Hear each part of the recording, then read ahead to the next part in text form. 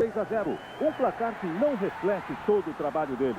Um veterano de 33 anos. A cobertura completa do primeiro dia das oitavas de final da Copa do Mundo, quartas de final. E também o assassinato do zagueiro colombiano Andrés Escobar. E as experiências que o técnico Carlos Alberto Parreira fez hoje no time da seleção brasileira, você vai acompanhar daqui a pouco.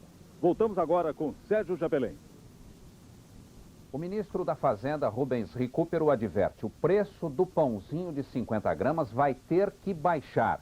O ministro aproveitou o primeiro sábado do Real para visitar um shopping de Brasília e acabou ouvindo muitas queixas dos consumidores.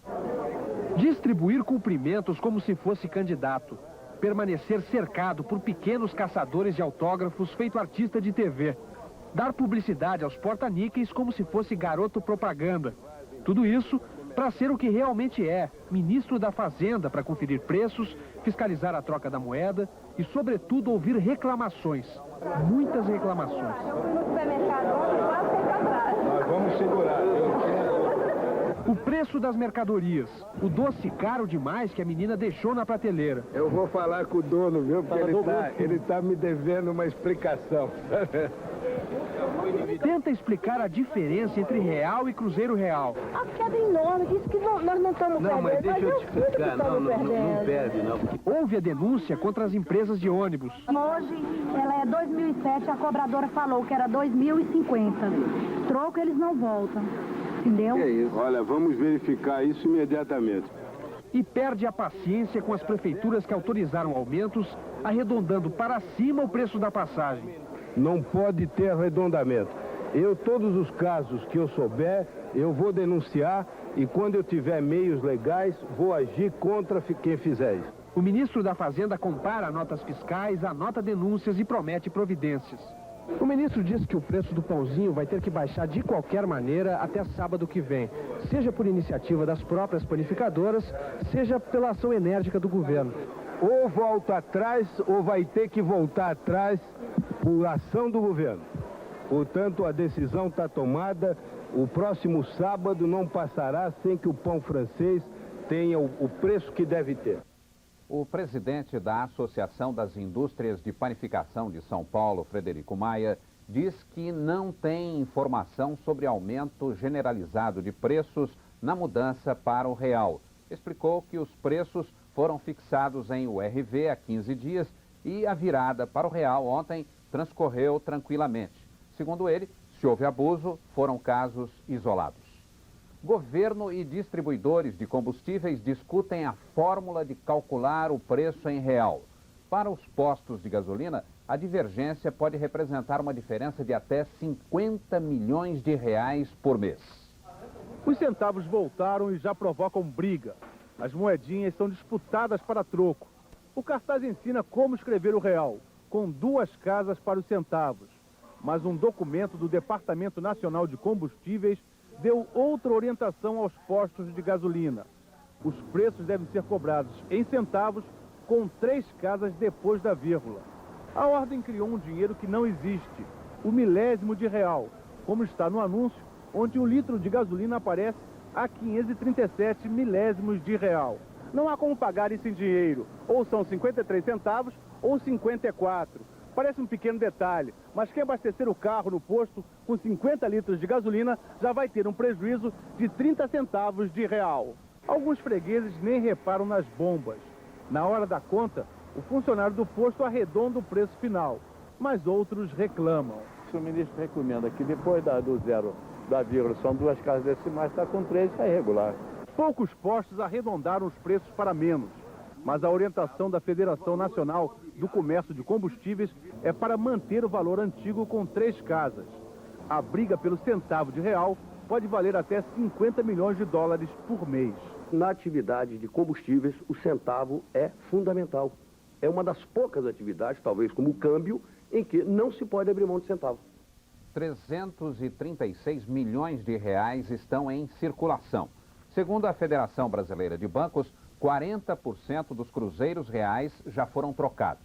Hoje, as agências abriram para a troca e saque de dinheiro. No Recife, muita gente procurou os bancos para tirar dúvidas sobre a nova moeda.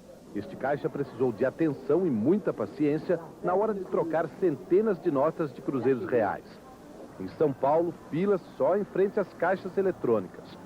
No Rio, 2 agências numa mesma rua foram assaltadas assim que abriram para a troca do dinheiro. 30 homens armados de fuzis AR-15 levaram todo o dinheiro das caixas. Roubaram reais e cruzeiros reais. Na maioria das agências não houve filas. Muita gente que já estava com o real no bolso desde ontem teve que voltar aos bancos hoje. Desta vez para trocar o real pelo real. As notas pelas moedas, agora muito importantes na hora do troco.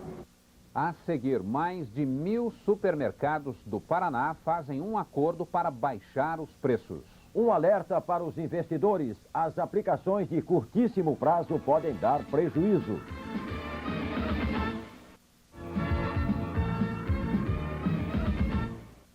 As aplicações financeiras não mudam com o real, mas é preciso ficar de olho para não ter prejuízo com investimentos de curto prazo. A inflação deve cair, o rendimento vai diminuir, mas os impostos, por enquanto, continuam lá, mordendo bons pedaços do dinheiro no banco. Por isso, a partir de segunda-feira, olho nas aplicações. Investimentos que antes representavam proteção, agora podem ser sinônimo de prejuízo. É o caso do fundo de curto prazo, o Fundão. Vamos considerar uma aplicação na segunda-feira de R$100. Segundo projeções do mercado, o rendimento diário deve ficar em torno de 0,30%. Nesse caso, na terça-feira, o investidor teria R$100,30, menos o IOF, R$100,15, menos o IPMF, R$ 99,89. Quer dizer, sem contar o imposto de renda, o investidor já teria um prejuízo de R$ 1,11. Os próprios bancos calculam que, para não perder dinheiro, o investidor teria que deixar os seus reais paradinhos no curto prazo durante pelo menos 4 dias. É por isso que os gerentes aconselham: o pequeno aplicador, aquele que deixava todo o salário no fundão durante o mês inteiro, vai ganhar mais agora se separar uma parte desse dinheiro e investir na velha e boa poupança. A poupança é um investimento seguro para o pequeno investidor, uma vez que rende juros de 0,5% mais TR. E, aliado a isso, está isenta de imposto de renda. No primeiro sábado do mês e da nova moeda, o consumidor foi ao supermercado de calculadora na mão. Listas, contas, tabelas de conversão, caixa para reais, caixa para cruzeiros reais. Nunca foi tão complicado fazer a compra do mês.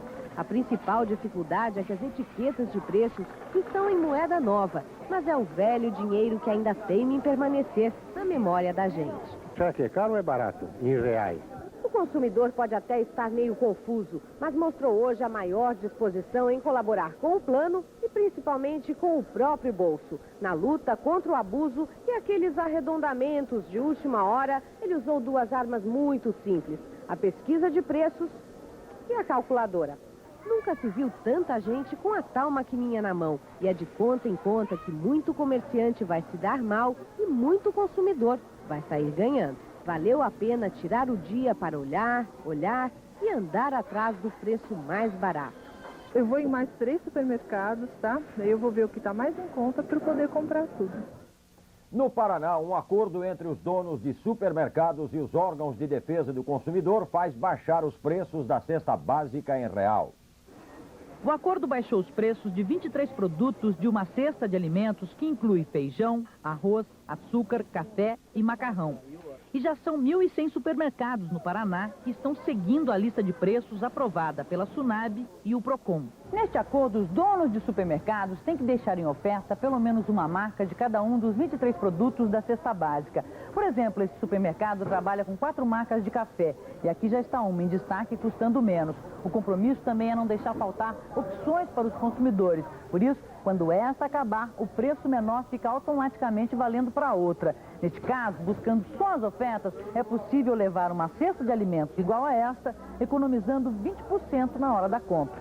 E com a lista de preços nas mãos, os consumidores vão às compras atrás dos produtos mais baratos, mesmo que tenham que abrir mão das marcas a que estão acostumados.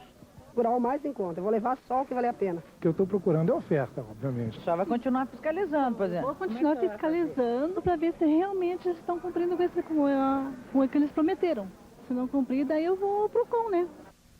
27 milhões e 400 mil moedas de reais já estão em circulação. É só andar pelas ruas de São Paulo para perceber as dificuldades dos brasileiros para se adaptar a tanta moeda.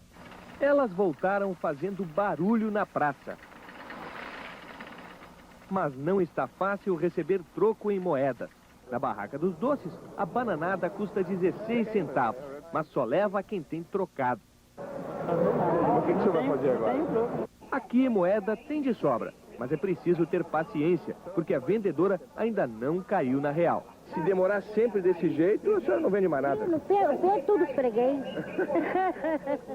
É apenas uma questão de tempo. As moedinhas estão invadindo os bolsos, bolsas, porta-níqueis e o que estiver à mão. Ih, rapaz, que azar, hein? Eu vou mandar fazer bolsa aqui, vou mandar por zip em tudo quanto é lugar, senão eu vou perder todas as moedas. Se a inflação cair, ninguém vai se incomodar de usar moeda, né? Com essa moeda, dá para pagar 2 passagens de ônibus aqui em São Paulo ou até fazer um lanche. Mas será que todos perceberam que as moedinhas voltaram a ter valor real? Vamos ver o que acontece quando uma moeda de R$1 fica dando sopa em plena Avenida Paulista, centro financeiro de São Paulo. Foram 20 minutos de completo desprezo. Muita gente passou por cima e nem percebeu o real. Só o garotinho, que parecia estar de olho no futuro, abaixou para pegar a moeda. Agora sim, viu uma moeda no chão, tem que pegar. Tá valendo agora tudo. A seguir, os piratas atacam nos rios da Amazônia. E o leão Nigel Mansell brilha na volta à Fórmula 1. Pirataria nos rios da Amazônia. Mais uma balsa transportando aparelhos eletrônicos é assaltada. Há 4 anos começaram os ataques, mas até hoje a polícia não conseguiu prender as quadrilhas. O 7º assalto deste ano aconteceu neste ponto do Rio Pará, no município de Curralinho, na ilha de Marajó, a 150 quilômetros de Belém. O comandante da balsa, que não quer ser identificado, contou que saiu de Manaus transportando 20 carretas carregadas com eletroeletrônicos. À noite, a balsa foi abordada por uma pequena embarcação com 12 homens encapuzados, armados com revólveres e facas. Os bandidos renderam os tripulantes da balsa e cortaram o teto das carretas com machados e levaram quase todo o carregamento de 180 aparelhos de televisão e forno de micro-ondas. Com este 7º assalto, os prejuízos chegam a R$350 mil.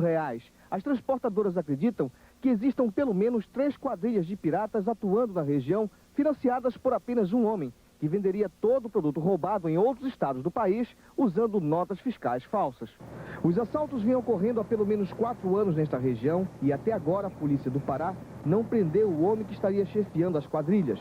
As transportadoras querem montar uma guarda particular para impedir que os assaltos continuem. Começa a demolição das lojas atingidas pelo incêndio que destruiu um mercado no centro de Vitória. Os bombeiros encontraram um corpo carbonizado. Algumas casas mal se sustentam de pé e a remoção dos escombros facilita o trabalho de procura de vítimas. Em meio à destruição, os bombeiros acharam um aquário com algum sinal de vida. Logo depois, em torno do meio-dia, eles encontraram um corpo entre as lajes. Trata-se de um homem que ainda não foi identificado. O corpo seguiu para o Instituto Médico Legal de Vitória. O comandante-chefe das operações do Corpo de Bombeiros, Major Natali, acredita que não há muitos corpos soterrados. Um pequeno estrondo de foguetes iniciais que deu ensejo a um certo tempo para a fuga, embora com pânico. Então, provocando, graças a Deus, o número de vítimas pequeno. 120 homens estão envolvidos nesse trabalho de demolição. E à medida que as escavações vão sendo feitas, aparece o outro lado dessa tragédia. Começam a chegar aqui pessoas à procura de conhecidos e familiares que estavam nesse lugar no mercado na hora que o incêndio começou. Maria da Conceição teve 2 decepções. Uma porque acha que perdeu amigos e outra porque perdeu a sua própria loja que não estava no seguro. O MCL destruiu tudo, acabou tudo. Eu tenho que começar do pequenininho mesmo. O cabo da Polícia de Trânsito, Honorato Mendes, veio procurar o filho dele, que trabalhava numa das lojas da área que pegou fogo. Esse rapaz anda à procura do pai, também funcionário de uma loja. Não tem notícia de nada, nem hospital, nem nada. Tá sumido. Deve estar aí embaixo aí. Dois candidatos à presidência da República fazem campanha no interior de São Paulo. O candidato do PMDB, Orestes Quercia, visitou hoje 7 cidades da região de Campinas. Disse que a prioridade do governo dele vai ser gerar empregos e descentralizar o poder com maior autonomia para os municípios. E defendeu a prisão de quem abusou na remarcação dos preços. O candidato do PL, deputado Flávio Rocha, passou o dia em Votuporanga, interior de São Paulo. Visitou uma escola, percorreu a pé algumas ruas do centro da cidade e almoçou com empresários. O candidato do PPR, Esperidião Amin, está desde ontem no Rio Grande do Sul. Já visitou 8 municípios da região norte do estado e se reuniu com produtores rurais para divulgar os projetos do partido para o setor agrícola. O candidato do PT, Luiz Inácio Lula da Silva, participou das comemorações do Dia da Independência da Bahia, em Salvador. Percorreu as ruas do centro histórico da cidade e depois, na Praça Municipal, discursou num carro de som doado por um sindicato baiano. O candidato do PRN à presidência da República, Walter Queiroz, também participou das comemorações pela independência da Bahia. Ele acompanhou o desfile cívico pelas ruas de Salvador. O candidato do PSDB, Fernando Henrique Cardoso, fez campanha em Poços de Caldas, sul de Minas. Provou o vinho produzido na região, tomou café num dos bares mais tradicionais da cidade e teve que dar autógrafos em notas de real. Fórmula 1. As Williams dominam os treinos e largam na primeira fila do Grande Prêmio da França. Antes do treino, o carro zero de Damon Hill parece um figurante nos boxes da Williams. Ao lado dele está o carro de Nigel Mansell coberto de atenções. O Leão foi chamado para trazer a emoção de volta à Fórmula 1. Ele parte no carro que foi de Ayrton Senna para superar o tempo de Michael Schumacher. Todo mundo está de olho na briga entre Mansell e Schumacher. E esquece o figurante do carro zero, que também está na pista. As Ferraris de Alesi e Berger entram na briga pelas primeiras posições. Nigel Mansell faz a melhor volta e supera a Benetton de Schumacher. Rubens Barrichello está em 7º lugar. Christian Fittipaldi tem a 18ª posição. Mas no finalzinho do treino, quando tudo parecia definido em favor de Mansell, o carro zero chega na frente. Damon Hill tem uma briga particular com o Mansell, que veio dos Estados Unidos, da Fórmula Indy, para ser o primeiro piloto da Williams. Damon Hill volta a ser cercado de atenções e revela que o carro dele está tão bom que pode até ganhar amanhã no circuito de Manicourt. A Rede Globo transmite amanhã de manhã, a partir das 9 horas, o Grande Prêmio da França ao vivo de Manicourt. A seguir, Alemanha e Espanha garantem a vaga nas quartas de final. As notícias da Copa você vai ver daqui a pouco. A Alemanha passa para as quartas de final da Copa num jogo marcado por lances históricos e um erro fatal do juiz. Vamos voltar aos Estados Unidos ao vivo com Carlos Nascimento. É isso, em Chicago, os atuais campeões do mundo mostraram a sua força contra a Bélgica. E a Alemanha é o primeiro país a passar para as quartas de final. Mas o juiz ajudou. Os poucos torcedores belgas que se deslocaram da Flórida acompanhando a sua seleção até Chicago, até que chegaram animados ao estádio. Mas eles praticamente sumiram diante da grande massa de alemães vestindo a camisa da seleção campeã do mundo. O primeiro gol alemão foi no começo do jogo, surpreendendo a defesa belga. Oportunismo de Fehler, Alemanha 1-0. Logo em seguida, Grum, o capitão da equipe belga, pega a sobra da cobrança de falta e empata 1-1. Os alemães vão para frente, não demora muito, Fehler faz o mais difícil e deixa para Klinsmann marcar. Alemanha 2-1. Corner para a Alemanha. Fehler sobe de cabeça e faz 3-1. A Bélgica poderia ter diminuído a diferença neste lance, com Weber derrubado dentro da área. O juiz mandou prosseguir. Os belgas voltaram a marcar aos 45 minutos do segundo tempo. Albert passa pelos 2 zagueiros alemães e diminui a diferença. Alemanha 3, Bélgica 2. Aí o jogo pegou fogo. Até o goleiro belga foi tentar, na área dos alemães, fazer o gol, que daria à partida um tempo extra de 30 minutos. A Alemanha não conhece ainda o seu próximo adversário na Copa. Pode ser o México ou a Bulgária.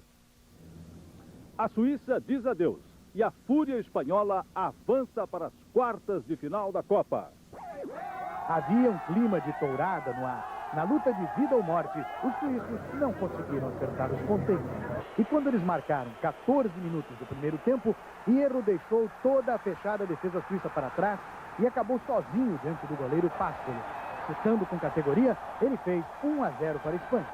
Os suíços se fecham ainda mais e o público se vinga do jogo chato, fazendo mais onda na arquibancada e os times em campo. No alto da geral, uma faixa solitária homenageia o jogador colombiano assassinado ontem em Medellín. No segundo tempo, os suíços voltam com vontade de empatar e o nível do jogo melhora. Mas os contra-ataques deles são furados como um queijo suíço.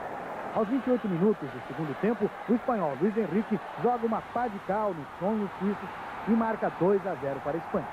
Aos 40 minutos, Pássolo, o goleiro da Suíça, derruba o espanhol Ferrer. Bergstein cobra e arredonda 3-0 para os espanhóis. E a fúria espanhola consegue derreter as pretensões da Suíça como se fosse um chocolate amargo. Mas o próximo passo vai ser mais difícil. A Espanha vai ter de torear o vencedor de Nigéria e Itália. As oitavas continuam amanhã, com transmissão ao vivo aqui na Globo. Arábia Saudita e Suécia fazem o primeiro jogo em Dallas, às 2 da tarde. Às 5h30 tem Romênia e Argentina em Los Angeles. Segunda-feira, mais 2 jogos. Holanda e Irlanda, 1 da tarde em Orlando. E às 4h30, Brasil e Estados Unidos em São Francisco. Terça-feira, Nigéria e Itália, às 2 da tarde em Boston. E México e Bulgária, 5h30 em Nova York, encerram a fase. A seguir, o jogador colombiano que fez o único gol contra da Copa do Mundo é assassinado com 12 tiros. O time americano chega à capital da torcida brasileira nos Estados Unidos.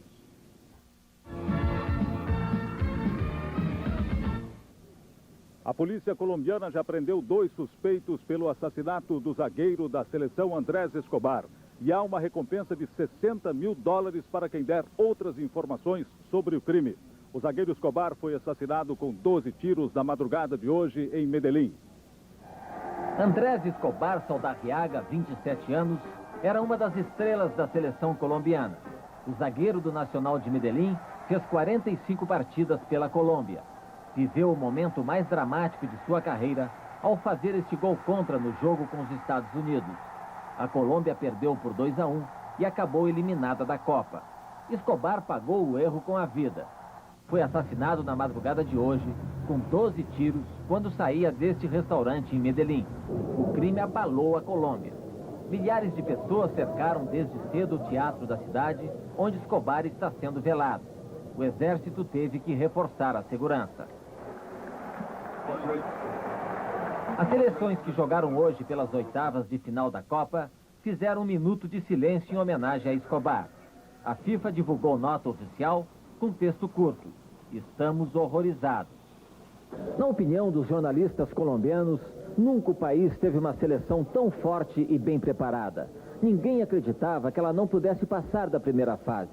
Eles ainda lamentavam a eliminação do time quando hoje cedo foram surpreendidos com mais uma notícia triste: a tragédia do jogador Escobar.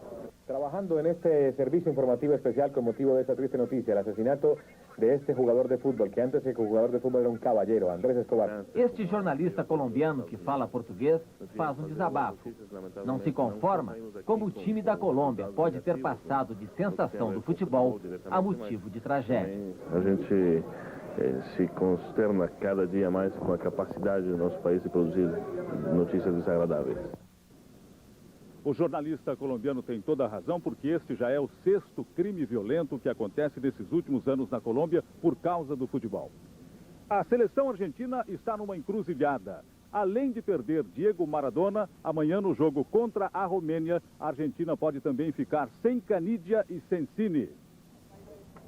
Uma roda de bobo no meio-campo foi a maneira que os argentinos encontraram para tentar descontrair um grupo abalado por problemas. O maior deles não está em campo, nem no banco, está nas manchetes. Os repórteres argentinos ainda procuram nas páginas dos jornais entender o que aconteceu. Hoje, no Rose Bowl em Los Angeles, os olhares e as câmeras procuravam algum jogador que pudesse iluminar, em parte, a falta de brilho deixada por Maradona. Mas a Argentina tem ainda outros problemas. O atacante Canidia e o zagueiro Senzini estão machucados e não devem jogar. Mas o pior mesmo para eles é a ausência de Maradona. Apesar dele ser o baixinho, Maradona era Branca de Neve e os outros, os 10 anões.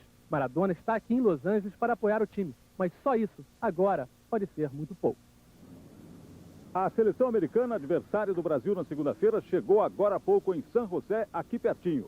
E no aeroporto, nem sinal da torcida. Havia literalmente meia dúzia de gatos pingados à espera do time americano. Estavam entusiasmados, mas não eram exatamente uma torcida espontânea. Eles trabalham como voluntários na organização da Copa e secretamente torcem pelo Brasil. Assim, quase despercebido, o avião que trouxe os americanos pousou no aeroporto de São José, na Califórnia. Esse é o time que vai tentar produzir a maior surpresa da história das Copas. Mandar o Brasil, o grande favorito ao título, para casa. Nesse momento, os americanos se tornam aplicados estudantes de história. E lembram, na Copa de 50, eliminamos a Inglaterra. 44 anos depois, por que não repetir a dose contra o Brasil? O croata Bora Milutinovic, treinador dos Estados Unidos, vestiu a camisa na estampa e nas palavras. Temos chance, mas precisamos jogar na defesa. O Brasil não é perfeito. Qual é o defeito dos brasileiros? Eles sabem melhor do que nós que não são uma seleção perfeita.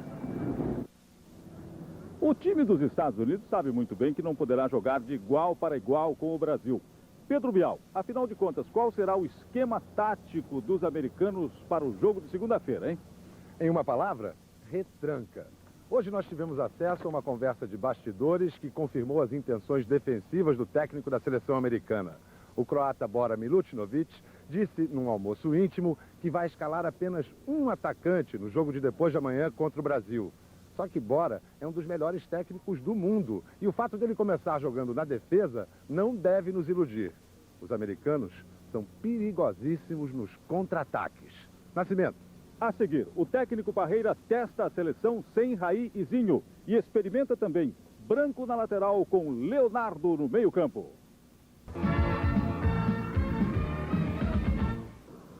O técnico Parreira testa várias mudanças na seleção. Os gols aparecem, mas o time que vai jogar segunda-feira ainda é um mistério. O coletivo começa com a mesma equipe do último jogo. Mudança só na arrumação do time. Romário um pouco mais recuado, trazendo com ele a marcação. Zinho mais aberto, desta vez ousado e agressivo. Assim, Romário gosta. Raí vira ponta direita, melhor para Bebeto. Em 30 minutos, os titulares vencem por 4-1. Será esse, então, o time? Não quero comentar nada sobre treinamento, amanhã o time será anunciado. Segundo tempo do coletivo. Parreira tira Raí, escala Mazinho e fica mais recuado. O Brasil ataca principalmente pela esquerda com Leonardo e se dá bem. Pela primeira vez em toda a preparação, Leonardo vai para o meio-campo. Franco volta à lateral esquerda titular e Zinho vai para a reserva. Com essas mudanças, em 27 minutos, os titulares fazem mais 5 gols.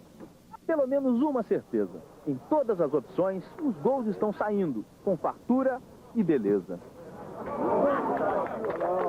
Essas mudanças geram expectativa. Os jogadores sabem o que o técnico Parreira quer, mas eles não sabem quem entra e nem quem sai. O dilema é de Parreira a ansiedade dos jogadores. A resposta que todos querem ouvir nas entrevistas, nem eles sabem dar. Quem entra na equipe e quem sai parece conformado. E mais do que isso, disposto a depositar toda a confiança no treinador. O Parreira tem várias opções aí. Qual ele decidir, eu tenho certeza que vai entrar com a maior boa vontade e vamos fazer um grande jogo com os Estados Unidos. Mazinho e Branco como novidades, Leonardo como uma surpresa. Estas variações na equipe ainda são apenas possibilidades. Até o fim do treino de amanhã, vão viver todos uma grande expectativa, principalmente os jogadores. Eu espero, acho que eu estou bem preparado, estou esperando há muito tempo essa oportunidade e eu espero realmente que possa ter essa oportunidade. A mais surpreendente das modificações fez Leonardo passar da lateral para o meio de campo. Cauteloso, o jogador mantém em segredo sua preferência, mesmo quando a entrevista não é para jornalistas brasileiros. Tá gravando aí, né? Nem em inglês você vai revelar a posição de sua preferência? O jogo de nossas vidas é assim, com a pátria de chuteiras, que os americanos encaram a partida do 4 de julho contra o Brasil. No 4 de julho, os americanos agem como se tivessem inventado o patriotismo. Depois de amanhã, eles vão reafirmar que são a única superpotência do planeta. Só que no mundo do futebol, potência é o Brasil. Os americanos se prepararam mais do que ninguém para esta Copa. Contra o Brasil, já disseram que vão jogar com a alma. O Brasil deve respeitar o preparo físico deles, a retranca e a esperteza tática do técnico croata Bora Milutinovic. Mas quando a bola rolar, a gente pode lembrar que o patriotismo ganha guerras, cria colônias, inspira livros e filmes.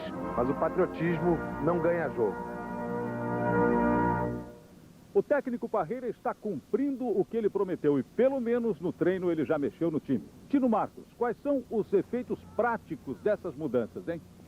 A entrada de Branco na lateral e a volta de Leonardo ao meio-campo, como jogava no São Paulo, deram mais força e agressividade ao lado esquerdo do time. E o meio-campo não ficou abandonado. Com a substituição de Raí por Mazinho, o time ganhou mais capacidade de marcação. Só que o Brasil não deve entrar em campo com todas essas alterações. O técnico Parreira disse agora há pouco uma dica importante, que a mudança, se houver, será apenas de um jogador. E aí pode ser a entrada de Mazinho em lugar de Mauro Silva. Isso não foi testado no coletivo de hoje, mas também passa pela cabeça de Parreira. Nascimento. Aquele pênalti que o juiz não marcou hoje à tarde contra a Alemanha será sempre lembrado como um desses pequenos, grandes crimes que mudam a história das competições. Mas o que fica deste jogo dramático não está na súmula da FIFA. O herói do jogo nem deveria estar em campo se valesse a sentença dos que o achavam velho demais. Michel Prudhomme, 35 anos, até falhou nesse lance. Mas quem vai se lembrar deste pecadilho depois de tantas defesas impossíveis? Como esquecer seu triunfo no duelo solitário contra o genial Klinsmann? Como, enfim, aceitar que a Copa fique sem Prudhomme? O goleiro que fez tudo e ainda atravessou o campo, oferecendo a cabeça, corpo e alma em troca do milagre do gol de empate. Boa noite.